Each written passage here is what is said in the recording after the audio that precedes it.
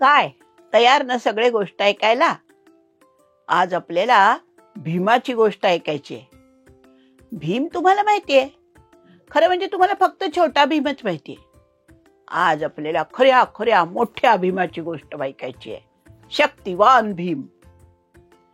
काय झालं, 5 पांडव म्हणजे धर्म, भीम, अर्जुन, नकुल आणि सहदेव असे 5 भाऊ आणि त्यांची आई असे सगळे वनवासात होते. वनातच राहायचं, वनातच इकडे इकडे हिंडायचं, शिकार करायची, अभ्यास करायचा, युद्ध करायचं, युद्ध शिकायचं, हे सगळं जंगलातच.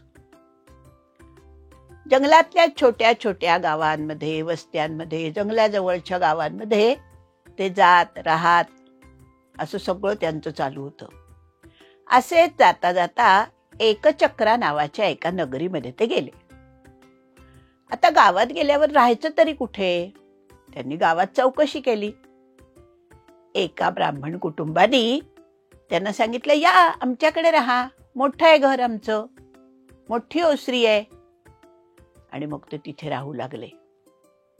2 दिवस झाले आणि 3ऱ्या दिवशी रात्री त्यांना रडण्याचा आवाज ऐकायला यायला लागला.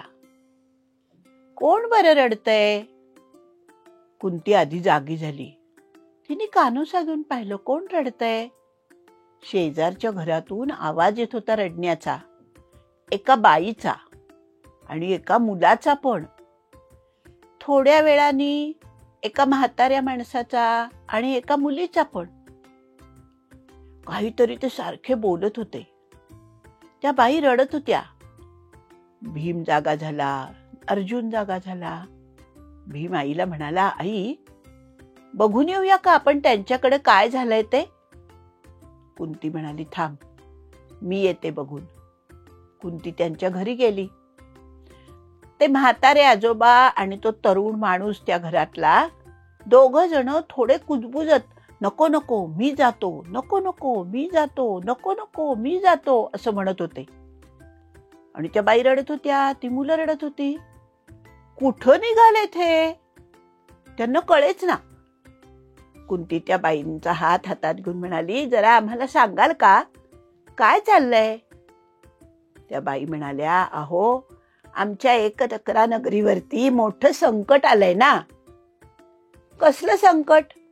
अहो तो बकासूर नावाचा राक्षस आहे ना, त्याला रोज 1 गाडी अन्न, 2 रेडे आणि 1 माणूस एवढं गावाने पुरवावं लागतं.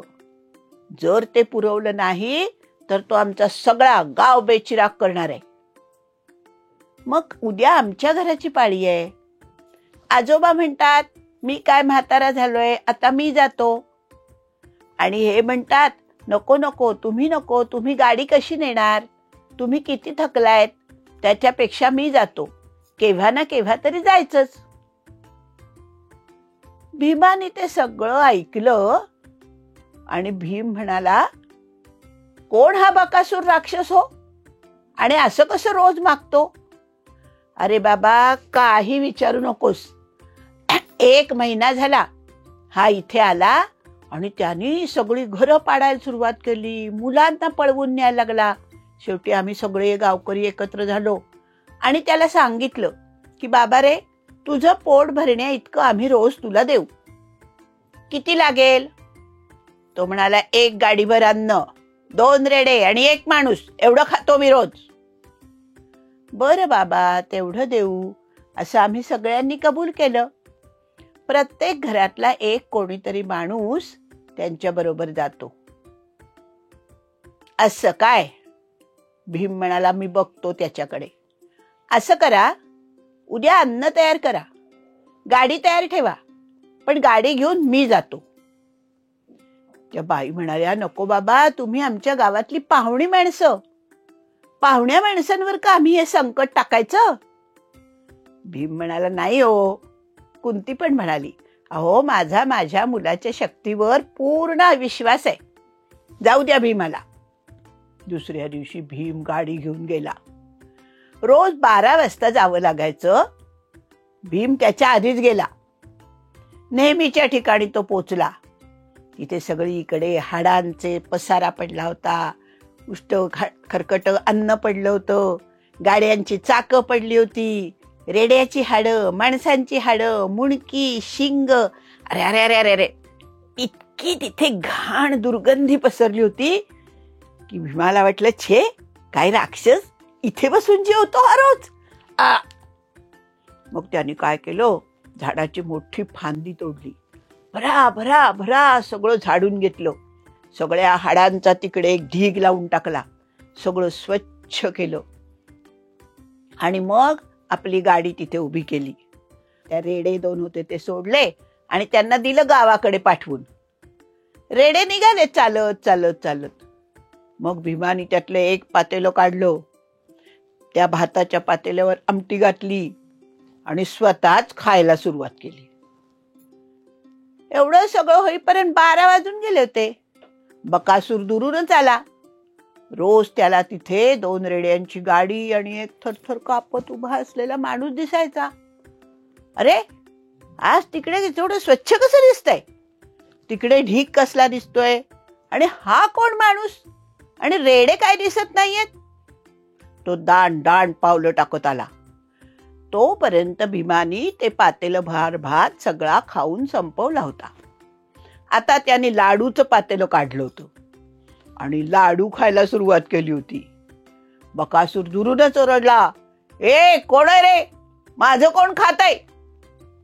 भीम काही बोलला नाही. त्याने लक्षच दिलं नाही मुळी. एकामागे एक लाडू, एकामागे एक लाडू चालू होतं.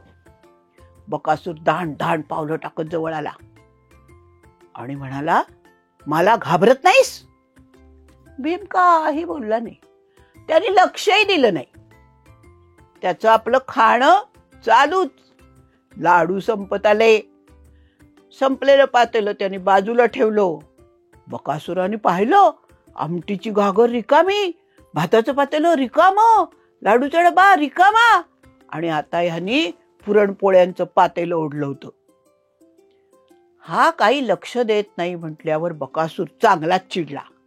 तो भीमाच्या पाठीमागे गेला आणि त्याच्या पाठीत बकाबक बकाबक गुद्दे घालायला लागला. भीमाने नुसतं असं पाहिलं, असं केलं आणि पुन्हा पुरणपोळी खायला सुरुवात. आता बकासूर चांगलाच चिडला. त्याने दोन्ही हाताने गुद्दे घालायला सुरुवात केली. तरी काही भीमानी लक्ष दिलं नाही. सगळ्या पुरणपोळ्या संपल्या. आता भीमानी पाण्याची घागर उचलली. घटा घटा घटा त्याने पाणी प्यायला वरचे तोंड केलं आणि त्या बकासुराकडे एवढे डोळे वटारून बघितलं की बकासूर म्हणला, बापरे कोण आहे हा. तो क्षणभर थांबला. भीमानी घागर संपवली, ढेकर दिली, उठला आणि म्हणाला, हा मला पण तुझ्याच एवढा राक्षस लागतो रोज खायला. आणि त्याने बकासुराला उचललं, गरा गरा गरा गरा फिरवलं. बकासूर ओरडायला लागला, सोड मला, सोड मला. बकासुरा, मी काय असं सोडत नसतो. आणि त्याने त्याला गरा गरा फिरवून जोरात खाली आपटलं. बकासुराचं डोकं फुटलं. तो तसाच उठायचा प्रयत्न करू लागला. तो पण चांगला शक्तिवान होता. आता भीमानी त्याचा एक हातच धरला. हात धरल्यावर त्यांनी लाथा झाडायला सुरुवात केली. भीमानी त्याचा एक हात एक पाय पकडला. आता काय करणार, दुसरा पाय उचलला तर पडणार आणि हात तरी कसा उचलणार. आता भीम म्हणला, थांब जरा, आणि त्यांनी तसाच धरून त्याला गरागर फिरवला आणि दूर फेकून दिला. थोडा वेळ तसाच निपचित पडलेला बकासूर पुन्हा उठायचा प्रयत्न करू लागला, पण भीमाने त्याला उठूच दिलं नाही. पकापक त्याला गुद्दे घातले आणि बकासूर मरून पडला. गावावरचं संकट टळलं. भीमानी त्या बकासुराला गाडीत घातलं आणि स्वतःच गाडी, कारण रेडे तर पाठवून दिले होते, स्वतःच गाडी ओढत ओढत ओढत गावापर्यंत आणली आणि म्हणाला, हा घ्या तुमचा बकासूर, आता आनंदात राहा, अजिबात घाबरू नका, सगळ्या लोकांनी भीमाचा जय जयकार केला. कुंती म्हणाली, मी म्हटलं होतं ना तुम्हाला, माझ्या मुलाच्या शक्तीवर चांगलाच विश्वास आहे. असा हा भीम.